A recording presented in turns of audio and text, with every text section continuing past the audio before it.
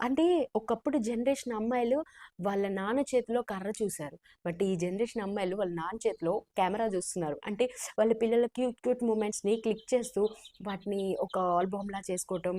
నిజంగా అసలు ఎంత లక్కీ గదా! జస్ట్ ఇవే తన రిస్ట్రిక్షన్స్.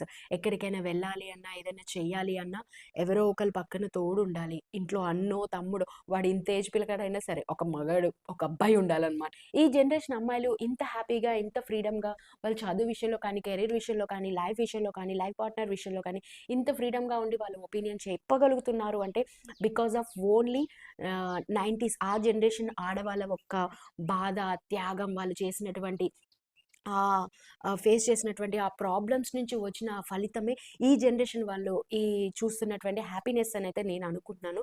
బట్ అప్పుడు కానీ, ఇప్పుడు కానీ అమ్మాయిల విలువ ఎప్పుడూ మారలేదండి. అలాగే ఉంది. కాకపోతే ఆ విలువను గుర్తించేటటువంటి ఆ మనుషులు, మనసులు ఏవైతే ఉన్నాయో అవైతే పెరిగాయని మాత్రం నేనైతే చెప్పగలను. సో, ఇదైతే నా ఒపీనియన్. మీరేమనుకుంటున్నారో కామెంట్ సెక్షన్‌లో అయితే కామెంట్ చేయండి. Thank you.